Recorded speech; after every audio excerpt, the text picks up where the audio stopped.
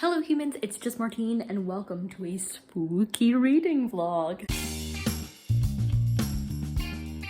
It's the very end of September, which means it's the very beginning of October, which means it is very much spooky season and I want to get some spooky reads in while I'm here. But Squash That series is happening for like 2+ weeks in October, so I gotta get the spooky reads in now because none of the sequels that I have are spooky. I've already started some of them, but the 4 books that I hope to read for this are The Guest House Haunting, which I have started, Here Are the Monsters, which I have not started, Dead Silence, which I have started, and Sadie, which I have started. So I'll let you know once I make some progress. All right, it's Friday night and I made some progress in each of these books, but I'm mainly stopping in to tell you something that I find really funny in Dead Silence. So in Dead Silence, his main character is being like questioned / interrogated by this other group of people about what happened to her crew out in space. And we're in a scene right now where one of the questioners, interrogators, whatever you want to call them in this case, he's saying like, I understand why you did it. Like, you felt pressure, like it wasn't your fault, blah, blah, blah, blah, blah. The reason I think it's funny is because that's an interrogation technique called minimization. So it's very real and it's very effective. The reason that's funny is because the interrogator who's using it, his name is Reed, and minimization is a highlight of the Reed technique of interrogation. So I don't know if that was on purpose, but I think it's hilarious either way. Let's chat about Dead Silence. I finished it a couple days ago, but I'm just now coming to you with my thoughts. So I gave this 3 stars. Overall, it was a really interesting concept, but I don't think it like lived up to how spooky I wanted it to be. So I liked the like sci-fi horror element, but I also think like I'm not scared of space, probably stupidly, just because I don't have any experience with it. I can't wrap my head around space in general, so I can't really think of it as scary. That probably makes no sense, but I'm going with that. Also, I felt like it was kind of like the crew was going through the wreckage of the Titanic, but in space. This is a book about this woman and her crew on like the fringes of space, like really far out there, and they suddenly pick up on a distress signal from a really long lost ship that had all these famous and really rich people on it and was presumed to have like disappeared entirely. So they go on board to try and figure out what happened.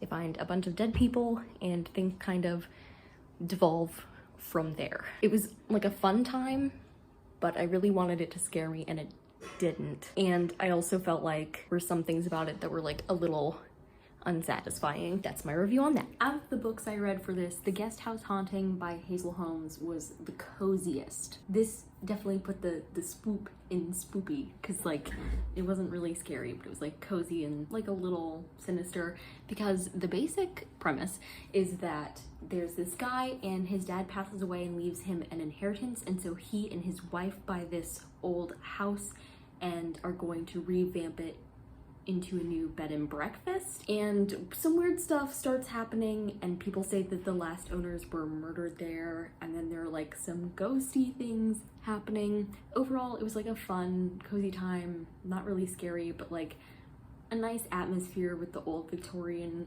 home, and I gave it 3 stars. I did guess the ending though, although not immediately, but about halfway through I was like, I'm a little suspicious, and I was correct, which I can never tell if that's like a sign of adequate foreshadowing or like if it's bad writing. Like I can't decide.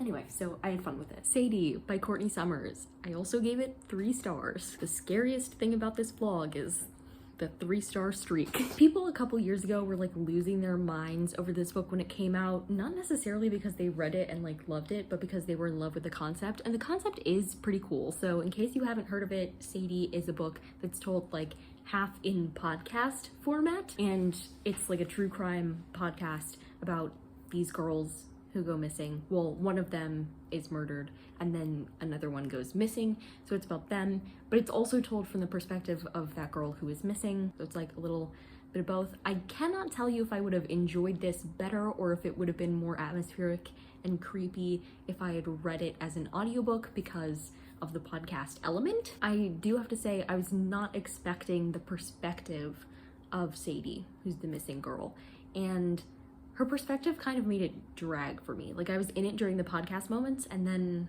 like it lost me a bit. I was not spooked. This covered like part of the area that I studied quite a bit in undergrad, so it's not a pleasant thing by any means, but I was like, yep, that happens, that's a thing. But I'm glad I finally got around to it so that I could like have read it and been like, yep, been there, done that.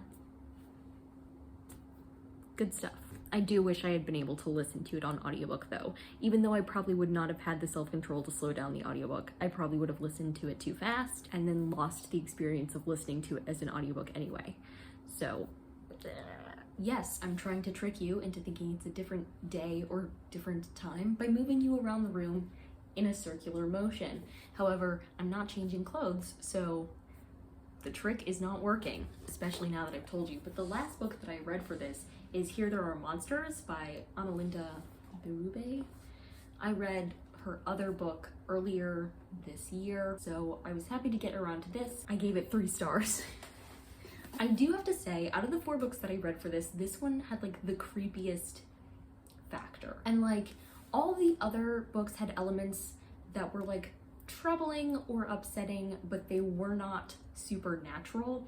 And this was like pretty much entirely weird stuff is happening and it would not be feasible in reality, and it is spooky. And I like that. I don't like the trope when things are like, it's not really ghosts or something. Like, I don't know, that just, it never really works for me.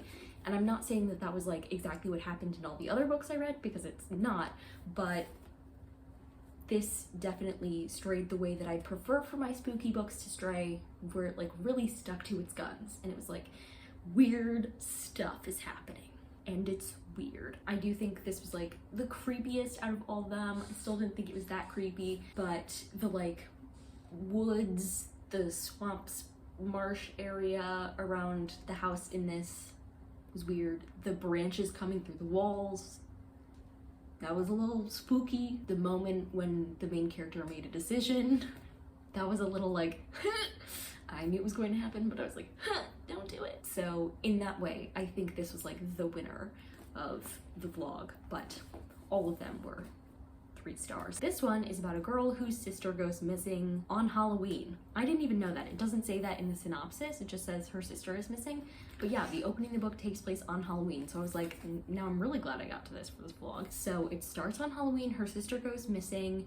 The police can't find her. They're searching like all the woods because her sister used to hang out in the woods a lot. This family is pretty new to the area. They just moved here. Partially the main character is trying to escape some things about her old town that she lived in and some bad decisions that she made. And so we're going through her process here as she's trying to make friends, but also her sister is missing. She's trying to figure out where she is, how to get her back.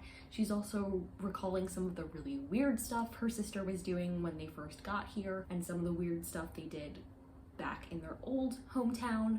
So that's all mixed up into this very weird delight. I have to tell you, in here there are major trigger warnings for like graphic depictions of animals that have been hurt, so read that at your own risk. But overall, I am glad that I got to this. So those are my 4 spoopy books that I'm reading for this. It did put me in like the autumnal spirit, which is nice. The weather even dipped down a couple of degrees, so it feels like today was only 86. A lot more autumnal than it's been, so all around a good time, and this definitely put me in the right headspace. Now that it's the beginning of October, it's officially October 4th, so perfect time for this. I'm in the spooky season mood. All 3 stars for this. Again, that was the scariest part of this vlog, but I don't regret any of the books I read, and overall I had a good time. So there were no like bad reviews. It was just 3 stars. If you like this video, go ahead and give it a big thumbs up and comment down below what is your scariest book recommendation, and subscribe for more reading, writing, and college lifestyle content. And until next time, bye humans, bye!